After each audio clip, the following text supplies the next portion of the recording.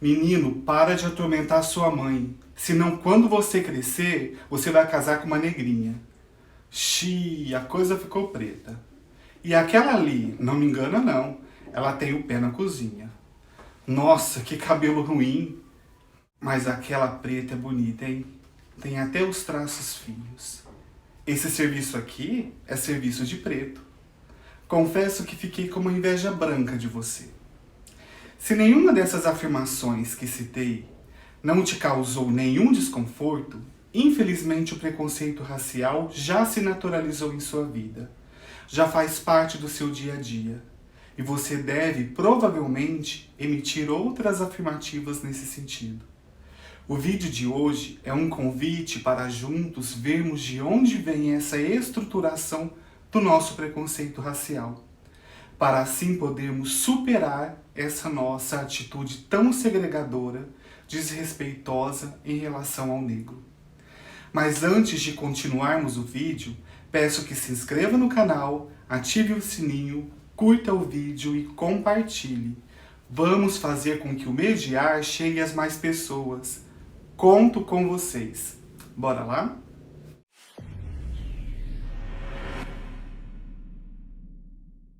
O preconceito, independente de seu tipo, nunca foi, é ou será uma coisa boa.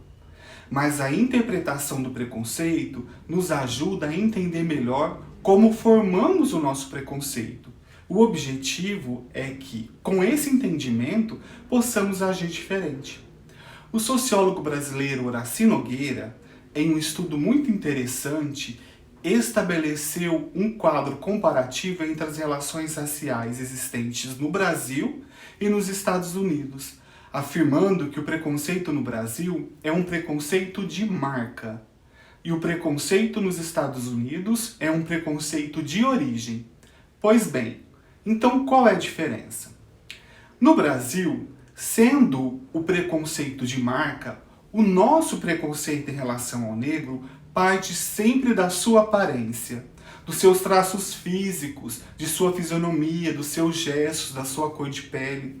Eu fiz um vídeo recente falando sobre colorismo. Deixa aqui o card para quem não viu. Dê um pulinho lá. Já nos Estados Unidos, o preconceito é descendente do grupo étnico. Por isso, ele é de origem. Ele não está atribuído, como no caso brasileiro, à aparência, por exemplo. Então, mesmo que uma pessoa seja clara, de cabelos loiros e olhos verdes, se for descendente de negro, essa pessoa será considerada negroide. Outra questão levantada pelo sociólogo é a questão de como acontece a reação da sociedade em relação ao preconceito racial.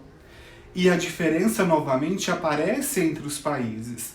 No Brasil, a reação contra o racismo é predominantemente individual, ou seja, parece que o problema do racismo é somente de quem está sofrendo e não da sociedade como um todo. E a procura para essa superação do racismo muitas vezes se dá também em um plano individual, como uma ideia de compensação. Sou preto, mas sou advogado. Sou preto, mas sou gerente. Sou preto, mas sou rico. Sou preto, mas sou casado com uma atriz branca. Sou preto, mas tenho carro do ano. Ou nós mesmos sempre falamos, né? Ele é preto, mas ele é juiz. É preto, mas é dono de fábrica. É preto, mas... Tem sempre esse mais, né? Como se fosse um porém. Nos Estados Unidos, a reação ao comportamento preconceituoso é coletivo. Mexeu com um, mexeu com todos. Essa atitude acaba por reforçar a solidariedade entre o grupo. E pensando em uma reação, pensa-se em luta. Uma luta para superar esse preconceito racial. E como se dá essa luta no Brasil? Essa luta no Brasil é vista muitas vezes como uma luta de classe. Tendemos a imaginar uma rivalidade quase infantil entre opressores e oprimidos, entre negros e entre brancos. Falei rivalidade quase infantil e não em consequência de fato do preconceito em relação à população negra, que são muitas.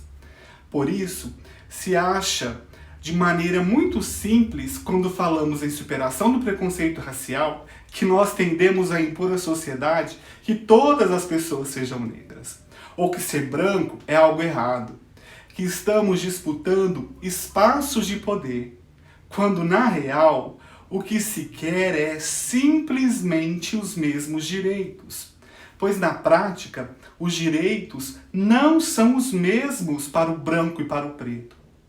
Nos Estados Unidos, a luta é vista como uma ação conjugada, ou seja, ela não diz respeito somente ao negro ou ao branco, ela diz respeito a toda a sociedade que tem a justiça como um princípio básico. Por última diferenciação, destacamos que no Brasil o preconceito de marca, a cultura racista predominante é a miscigenacionista. Isto é, tendemos a negar que aqui somos racistas, justificando que somos frutos de uma miscigenação, de uma mistura, e que essa nos livrou dos males da negritude, do racismo.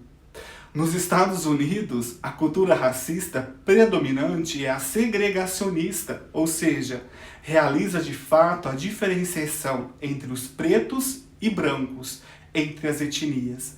O preconceito não é velado, a sociedade não finge não ter preconceito. Os negros sabem que preconceito existe de fato, havendo então a possibilidade de lutarem a favor do fim do racismo. Aqui no Brasil, como se nega a existência do preconceito racial, vai se lutar contra o quê? Pois bem, o fato é que esse comparativo nos revela que preconceito sempre é ruim. Não existe sequer o menos mal. Preconceito sempre deve ser inaceitável. Mas para isso, o nosso primeiro passo deve ser o enfrentamento para uma realização individual de como eu me vejo, uma conscientização de como eu sinto o racismo. Então cabe a mim querer uma justiça para todos, ou seja, querer não ser racista e mais, lutar por um sistema que seja antirracista, ok? Nem tudo está como é. Tudo é um tremendo esforço de ser. Até mais, pessoal!